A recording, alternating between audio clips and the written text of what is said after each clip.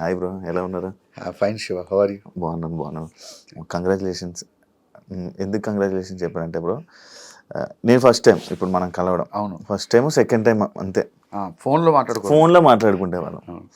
అంటే ఎక్కడ వైజాగ్ బ్రో, ఇక్కడ జబర్దస్త్ జనాలందరూ అంటే ఒక వెల్ సెటిల్ మంచిగా సెట్ అయ్యావని అనుకుంటున్నాను. అందుకే కంగ్రాచులేషన్స్ చెప్పాను. Thank you. ఎలా ఉంది బ్రో? బాగుందా? హ్యాపీ? ఫైన్, అంతా గాడ్స్ గ్రేస్, దేవుడి దయ, మనదేం లేదు. ఎందుకంటే మనకన్నా టాలెంట్ ఉన్న వాళ్ళు కొన్ని లక్షల మంది బయట ఉంటారు. మనకు అవకాశం వచ్చిందంటే అది మన గొప్పతనం కాదు, గాడ్స్ గ్రేస్, దేవుడి దయ. ఫస్ట్ ఆర్జే ఎందుకు బ్రో చూస్ చేసుకున్నావు వైజాగ్లో? అది ఆర్జే కూడా నా లైఫ్లో అన్ని యాక్సిడెంట్గా జరిగేవి. ఏది నేను చూస్ చేసుకోవాలి. ఇండస్ట్రీకి అందరూ ఎందుకు వస్తారంటే ప్యాషన్తో వస్తారు. చిన్నప్పటి నుంచి ఆర్టిస్ట్ అవ్వాలి కోరుకుతుంటాను. నేను అసలు ఆ ప్యాషన్తోనే రాలేదు. అసలు నాకు అసలు ఆర్టిస్ట్ అవ్వాలన్న ఆలోచన ఎప్పుడూ లేదు. ఇప్పుడు కూడా అయ్యానని అనుకోవట్లేదు. అయితే వైజాగ్లో ఇలాగే ఒక సెలూన్ షాప్కి వెళ్తే కుర్రోడు చూశాడు నన్ను. భయ్యా నువ్వు మిమిక్రీ చేస్తుంటావు కదా అన్నాడు. ఆ అబ్బాయే తీసుకుని వెళ్ళి ఆర్జే విశాఖ ఎఫ్ఎం అప్పుడు వైజాగ్లో కొత్తగా రావడం 2000, అప్పుడు అక్కడ తీసుకెళ్ళడం, అక్కడ సెలెక్ట్ అవ్వడం, ఆర్జేగా చేయడం, అలాగే జరిగిపోయింది. తర్వాత హైదరాబాద్ కొన్ని ఫ్యామిలీ సిచ్యువేషన్స్తో పేరు తెచ్చుకోవాలి, ఏం చేయాలి, ఎటు వెళ్ళాలో తెలియలేదు. సినిమాల్లో ట్రై చేద్దాం అని చెప్పి వచ్చేయడమే. అర్థమైందా? ఫేమ్ కోసం రావడం, అదే ఏదో ఒకటి మనం సాధించాలని చెప్పి. తెలుసు కదా, అందరికీ ఒకటే గోల్ ఉంటుంది, ఏదో విధంగా సక్సెస్ అవ్వాలి. అది ఈ రూపంలో అయింది. నార్మల్గా చాలా మందికి డౌట్, ఎందుకు షేవింగ్ ఫుల్ షేవ్ చేసేస్తావు, ఏం చేస్తావు? ఫస్ట్ నుంచి ఇప్పుడు ఏమవుతుందంటే స్టార్టింగ్లో పాపం నాకు పరిస్థితి ఏంటంటే జబర్దస్త్లో లేడీ గెటప్లు ఇచ్చేవారు. మంచిగా గెడ్డాలు మీసాలు పెంచే టైంకి తీయించేసేవారు. సరే అన్నీ అయిపోయి టీమ్ లీడర్ అయ్యి గెడ్డాలు మీసాలు పెంచుదామంటే అక్కడక్కడ తెల్ల వెంట్రుకలు వస్తున్నాయి. దీనివరకు క్లీన్ షేవ్ చేసుకుంటే ఏ బాధ లేదుగా. అందుకని ఎప్పుడు చేసుకుంటూ ఉంటావు బ్రో? ఎప్పుడు కాదు, షూటింగ్స్ ఉన్నప్పుడు అదర్వైజ్ నార్మల్గానే ఉంటా. అంటే అప్పట్లో మన ఊర్లో డిఫెన్స్ వాళ్ళు క్లీన్ షేవ్తోనే అసలు నీట్గా ఉంటుంది. షూటింగ్స్ టైంలోనే క్లీన్ షేవ్ చేసుకుంటా, అదర్వైజ్ ఎప్పుడు నార్మల్గానే ఉంటా. ఓకే, అలవాటు అయిపోయింది కాబట్టి రేపు గడ్డంతో వెళ్ళినా కూడా ఎవడీడు అంటాడు. నాకు చాలా ఇష్టం మీలాగా, మిమ్మల్ని అందరూ చూసినట్టు చాలా ఏర్స్ వస్తుంది. నేను మీసాలు గడ్డాలు పెంచినా బాగుంది అనుకుంటా, కానీ ఇప్పుడు నేను చూడలేదు బ్రో. ఎప్పుడు చూడలేదు.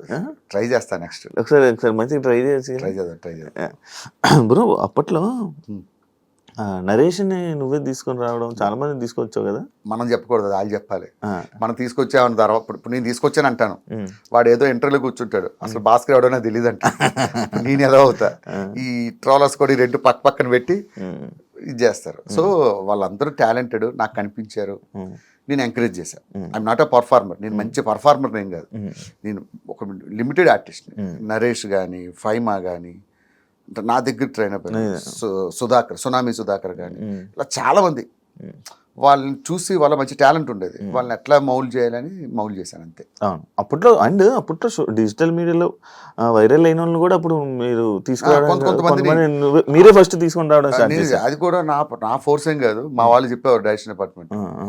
ఈ వైరల్ అయిన వాళ్ళు ఎలా ఉంటారంటే ఆ క్షణమే లైఫ్లో 2 ఉంటాయి, పెద్ద పేరు వచ్చాయి, కష్టపడి వచ్చి పేరు సంపాదించుకున్నాడు, వాడు లైఫ్ టైం ఉంటాడు. సడన్ గా పేరు వస్తుంది ఒక డైలాగ్తో, వాళ్ళని యూజ్ ఎంతరు మళ్ళీ తరతాలు కనబడరు. నేను చెప్పిన మా వాళ్ళు వినేవాళ్ళు కాదు. తీసుకురండి భాస్కర్ గారు, మీ స్కిట్లో పెట్టండి అంటే తీసుకొచ్చేవాడిని. వాళ్ళు ఒక ఎపిసోడ్ చేసేవారు, తర్వాత అడ్రస్ లేకుండా పోయేవారు. అవును, అంటే యాక్చువల్లీ బేసిక్గా అది రీజన్ అడగడానికి ఏంటంటే నరేష్ అసలు కనిపించట్లే. అంటే అది ఎందువల్ల అంటే ఏమైనా అంటే గర్వం పెరిగా, లేకపోతే అవకాశాలు ఎక్కువ వస్తున్నాయి, ఫేమ్ ఎక్కువ వచ్చేసింది అని చెప్పి ఇదా, ఎందుకు సడన్ గా? యాక్చువల్గా వాడి గురించి ఓపెన్ గా చెప్పాలంటే వాడు చాలా కమర్షియల్. ఎంత కమర్షియల్ అంటే, అరే నరేష్ మా తాత చచ్చిపోయాడు రారా అంటే, అన్న పెట్రోల్ డబ్బులు ఒక 1000 రూపాయలు ఫోన్పే చేయన్నా ఫస్ట్ అంటాడు. సొంత మా తాత చచ్చిపోయాడు. సో వాడి మెంటాలిటీ, వాడి స్టేజ్ అలాంటిది. సో వాడిని అనడానికి ఏం లేదు. వాడు చాలా జాగ్రత్త పరుడు, వాడిని చూసి చాలా నేర్చుకోవాలి మనలాంటి వాళ్ళు. అవును, నేను ఇది కూడా విన్నాను, నరేష్ అంటే ఫుల్ కమర్షియల్, అసలు ఏదైనా కమర్షియల్ అని కాదు కానీ జాగ్రత్త. ఇది కూడా విన్నాను, నిజమే. యాక్చువల్ నేను అడగ కూడా అదే నేను చెప్తున్నాను కదా, సొంత మా తాత చచ్చిపోయాడు రారా అన్నా కూడా పెట్రోల్ డబ్బులు ఎడతాడు. మా ఇంటికి భోజనం రమ్మంటే ఒక 500 ఫోన్ పే చేసి మనం పెట్రోల్ కొట్టించి మనం భోజనం పెట్టాలి. వాడు అంత స్ట్రిక్ట్ ఉంటాడు. అండ్ ఇంకోటి నేను ఇది రీజన్ ఒకటి ఉంది బ్రో, వీళ్ళందరినీ తీసుకురావడం ఇది అంటే ఇలా వీళ్ళందరినీ తీసుకొని రావడం, జబర్దస్త్‌కి ఇలా తీసుకొని రావడం వల్లనే జబర్దస్త్ కొంచెం కొంచెం అలా దిగింది అని అంటే యాక్సెప్ట్ చేస్తావా బ్రో? లేదు లేదు, వీళ్ళంతా టాలెంటెడ్. నరేష్ గాని అది ఈ నరేషన్ అనేది కాదు. అప్పట్లో సోషల్ మీడియాలో వైరల్ అయిన ఒక్కొక్కరిని నా టీంలో ఎప్పుడు నేను అంత ఎంకరేజ్ చేయలేదు ఎవరిని. ఒక ఇద్దరు ముగ్గురిని డైరెక్టర్ ఫోర్స్ వాళ్ళు తీసుకొచ్చి పెట్టాను తప్ప వాళ్ళని తీసుకురావడం వల్ల జబర్దస్త్ డౌన్ అయిందంటే అది వద్దు. ఇప్పుడు సక్సెస్ అనేది ఎవరి చేతిలో ఉంటుంది? టీం లీడర్ చేతిలో ఉంటుంది. వాడి స్కిట్ బాగా చేయలేక ఆడవాడి మీద తోసేయడం కరెక్ట్ కాదని నా ఫీలింగ్. వాడి వల్ల పోయింది అట్లా ఇప్పుడు అనుకోరు. సక్సెస్ వచ్చినా ఫెయిల్యూర్ వచ్చినా అది ఈక్వల్ గా ఫేస్ చేయాల్సింది టీం లీడర్. ఎందుకు బ్రో సోషల్ మీడియాకి దూరం ఉండవు నార్మల్గా? ఇన్స్టాగ్రామ్, సోషల్ మీడియా అసలు యూట్యూబ్ అంటే ఇప్పుడు వరకు యూట్యూబ్ అని కానీ ఇది అప్పుడు కానీ చెప్తా శివ ఫ్రాంక్ గా, సోషల్ మీడియాలోకి వెళ్ళడం ఏంటంటే బట్టలు ఇప్పి రోడ్డు మీదకి రావడం లాంటిది. నిజంగా నువ్వు బట్టలు ఎక్కడ చేంజ్ చేసుకోవాలి? బెడ్రూమ్ లో చేంజ్ చేసుకోవాలి. రోడ్డు మీద చేంజ్ చేసుకుంటే ఏమవుతుంది? ప్రతి వాడు అడుగుతాడు నేను. అర్థమైందా? ప్రతి వాడు క్వశ్చన్ చేస్తాడు. అలా బయటకు రావడం ఎందుకు? ఒకటి అనిపించుకోవడం ఎందుకు? ఇప్పుడు ఒకడు ఉంటాడు, వాడు వాళ్ళ ఆవిడతో కలిపి ఏదో చేస్తాడు. ఓ ఈరోజు మా ఆవిడ ఏముంటుందో తెలుసా చూడండి అంటే కింద వాడు కామెంట్ పెడతాడు, అన్న మీ ఆవిడ నడు మీద పుట్టుమచ్చి బాగుంది అన్న అంటాడు. అవసరమా? అంటే అందరూ పాజిటివ్గా పెడతారని కదా, ఎవడో ఒకడు ఉంటారు. ఎందుకు ఒకరితో అనిపించుకోవడం? నాకు ఏదైనా బేర్ చేస్తా కానీ ఒకరితో చెప్పించుకోవడం, ఒకరితో అనిపించుకోవడం అనేది అసలు ఇష్టం ఉండదు. అంటే ఆ సోర్స్ వేరే వాడికి ఇవ్వడం ఎందుకని? వన్స్ సోషల్ మీడియాలోకి వస్తే ప్రతి ఒక్కరు మన గురించి మాట్లాడతారు. ఎందుకు వాళ్ళతో మాట్లాడించుకోవడం? డబ్బులు ఉన్నా లేకపోయినా పర్లేదు, తినడానికి ఉండడానికి ఉంటే చాలు. అందుకే సోషల్ మీడియా చాలా మంది అంటారు యూట్యూబ్ ఛానల్ పెట్టుకోండి, బుల్లెట్ భాస్కర్ ఛానల్. వద్దు అలాంటి అసలు వాటి జోలికే పోను. అంటే జబర్దస్త్ ఒక సెక్టర్ ఆఫ్ పీపుల్ చూడడం మానేశారు. అసలు ఆ జబర్దస్త్ అయిపోయిందా టైం అయిపోయిందా అని చెప్పి మానేయడం జరిగింది. దాన్ని యాక్సెప్ట్ చేస్తావా? ఎందుకు రీజన్? 100% ఎవరైనా యాక్సెప్ట్ చేస్తారు, నేనే కాదు. అది మనం జబర్దస్త్ పని అయిపోలేదు, ఇది అయిపోయినా గొప్పగా చెప్పగలం. జబర్దస్త్కి ఇప్పటికీ మంచి ఫ్యాన్ బేస్ ఉంది. కాకపోతే సమ్ సెక్టర్ ఆఫ్ నువ్వు చెప్పినట్టు సమ్ ఏజింగ్ పీపుల్ కొంతమంది దూరం అయ్యారనే సంగతి కరెక్టే. అది ఇప్పుడు ఏంది శివ, ఇప్పుడు వచ్చి ఎన్ని సంవత్సరాలు అవుతుంది? 12 ఇయర్స్ నాన్ స్టాప్గా సక్సెస్ అవడమే ఒక గ్రేట్. నాకు తెలిసి ప్రపంచం మొత్తం మీద నాన్ స్టాప్గా 12 ఇయర్స్ కంటిన్యూగా రన్ అయిన షో ఒక్కటి చూపించు, ఎనీ వరల్డ్ ఎనీ ఛానల్, ఒక జబర్దస్త్ మాత్రమే. సో ఆటోమేటిక్గా డౌన్ఫాల్ అనేది దేనికైనా ఉంటుంది. కాకపోతే దీనికి 12 ఇయర్స్ తర్వాత కొంచెం వచ్చినందుకు మనం ఆనందించాలి. ఆర్పీ గురించి ఏం చెప్తావు బ్రో? మనకు వేరే వాళ్ళ విషయాలు. ఇప్పుడు నా సిస్టమ్ ఎలా ఉంటుందంటే, నేను ఒకటి గురించి మాట్లాడను, నా గురించి ఎవడైనా మాట్లాడితే చాలా దారుణంగా ఉంటుంది పరిస్థితి. అందుకైతే ఎవరి అభిప్రాయం వాళ్ళది, ప్రతి ఒక్కరిని గౌరవించాలి. ఇప్పుడు చంటన్ ఉన్నాడు, చంటన్ ఒకలా మాట్లాడతాడు, అది ఆయన అభిప్రాయం, నా అభిప్రాయం నాది. సో అసలు వేరే వాళ్ళ గురించి మనం మాట్లాడాలి. జబర్దస్త్ స్టార్టింగ్ అప్పటి నుంచి అంటే ఎప్పుడైతే మీరు ఉన్నారో స్టిల్ జబర్దస్త్లో ఉండిపోయారు. అవును, ఉన్న ఏకైక వ్యక్తి మీరే. నేనే.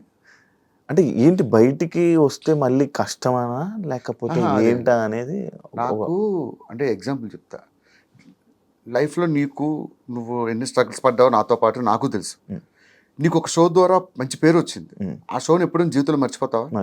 ఇప్పుడు నేనంటే ఎవరికో జనాలు తెలియదు, అలాంటి నన్ను నాకంటూ ఒక గుర్తింపు ఇచ్చింది కాబట్టే ఈ రోజుకి జబర్దస్త్ను విడిచిపెట్టకుండా ఉన్నా. డబ్బుల గురించి కాదు, ఇదే డబ్బులు బయటకు వెళ్తే బోల్ని సంపాదిస్తా.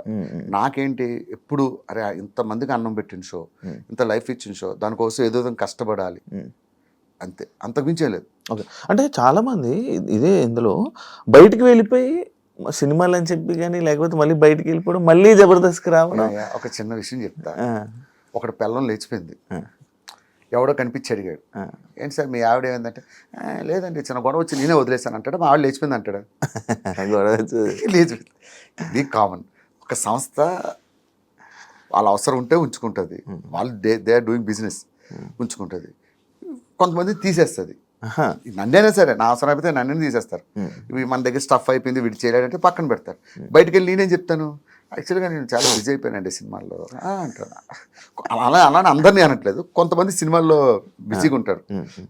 మరి ఆది ఎంత బిజీ, మరి చేయట్లేదు ఇప్పటికీ, మరి ఆయన ఎందుకు అడగట్లేదు? అది ఎంత బిజీగా ఉంటారు, చాలా బిజీ, మొత్తం చాలా సినిమాల్లో కనబడుతుంటాడు. అయినా సరే శ్రీదేవి డ్రామా కంపెనీ చేస్తాడు, డీ చేస్తాడు. బుల్లెట్ భాస్కర్ అంటే మామూలుగా చాలా మంచి క్యారెక్టర్ ఉన్న మనిషి, చాలా మంచి వ్యక్తి. ఎవరి దగ్గరికి వెళ్ళినా మరి అంత మంచి మన అందరం ఎదవలమే. కాకపోతే మన ఎవరు మంచి వాళ్ళు ఉండరు భూమి మీద, కాకపోతే అట్లా అనుకుంటూ ఉంటారేమో, నాకు తెలియదు. అంత మంచి కాదు, కొంచెం యారోగెంట్గానే ఉంటాయి.